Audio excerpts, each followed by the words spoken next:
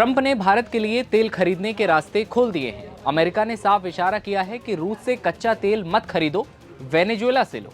लेकिन सवाल यह है, क्या वेनेजुएला का तेल भारत के लिए वरदान बनेगा या नई मुसीबत। इसी के साथ अमेरिका ने कौन कौन सी शर्तें रखी हैं, बात करेंगे भारत के लिए क्यों जरूरी है वेनेजुएला का तेल। दिलचस्प बात यह भी है कि ह्यूस्टन के तेल अधिकारी ट्रंप का शुक्रिया अदा करने के बजाय उन्हें ही सवालों के घेरे में ले रहे हैं।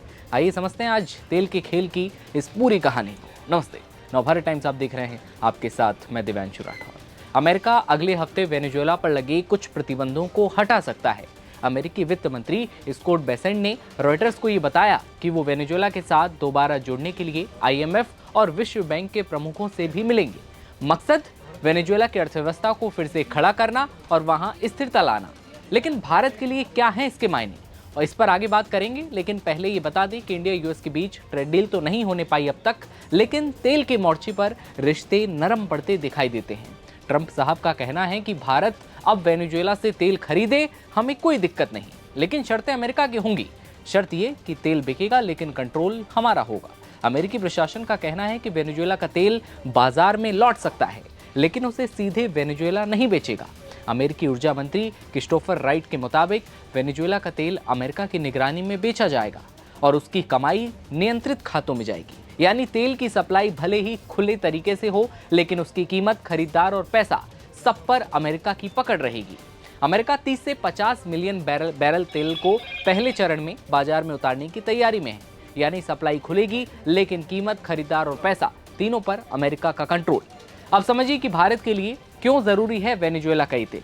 वेनेजुएला पर अमेरिका के कंट्रोल से पहले भारत और वेनेजुएला के सबसे बड़े ग्राहकों में से शामिल था।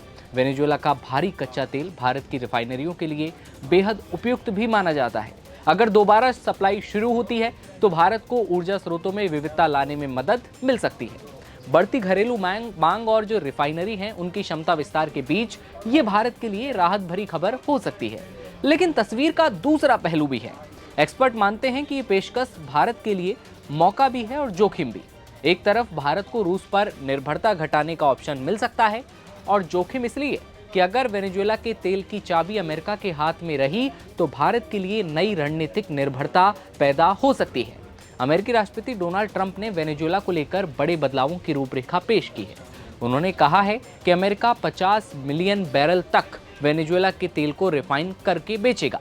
साथ ही वेनेजुएला के तेल क्षेत्र को दोबारा खड़ा करने के लिए करीब $100 अरब के निवेश की योजना भी है। हालांकि ट्रंप ने यह साफ किया कि किन कंपनियों को निवेश की इजाजत मिलेगी, इसका फैसला भी वॉशिंगटन ही करेगा। यानी साफ है, तेल भले ही वेनेजुएला का हो, लेकिन तेल का जो खेल है पूरा वो अमेरिका के हाथ में होगा। अमेरिका की ओर से वेनेजुएला पर लगे प्रतिबंधों में अगर ढील दी जाती है तो इसके लिए भारत के जो मायने हैं वो क्या होंगे। ये भारत की ऊर्जा सुरक्षा, अर्थव्यवस्था को 3 स्तरों पर मजबूती देगा। पहला, इससे रिलायंस और ONGC जैसी भारतीय कंपनियों को वेनेजुएला का हैवी क्रूड फिर से सस्ती और रियायती दरों पर मिल सकेगा। इसे रिफाइन करने के लिए भारत के पास दुनिया की बेहतरीन तकनीक मौजूद है। दूसरा, इससे भारत की रूस और खाड़ी देशों पर तेल निर्भरता कम होगी, खरीद के लिए ज्यादा ऑप्शन होंगे और इससे ग्लोबल बाजार में भारत की मोलभाव करने की ताकत बढ़ेगी। तीसरा, ये कदम ONGC विदेश लिमिटेड के वहां फंसे हुए करीब $1 अरब, करीब 9,000 करोड़ रुपए के डिविडेंड की वसूली का रास्ता साफ कर सकता है। ये पैसा पिछले कई सालों से प्रतिबंधों के कारण अटका हुआ है। तो ये 3 महत्वपूर्ण पॉइंट थे जो भारत की साइड को आप समझ सकते हैं इन 3 महत्वपूर्ण बिंदुओं के माध्यम से। अब ट्रंप साहब ने तो साफ तौर पर कह दिया है, वेनेजुएला का तेल भले ही हो, लेकिन पूरा कंट्रोल अमेरिका का होगा। भारत के लिए नए रास्ते खोले हैं। भारत का क्या कदम होगा, भारत की ओर से कैसा रिएक्शन सामने आता है, अब वो आपके साथ साझा करेंगे। आप देखते रहिए नवभारत टाइम्स। नमस्कार।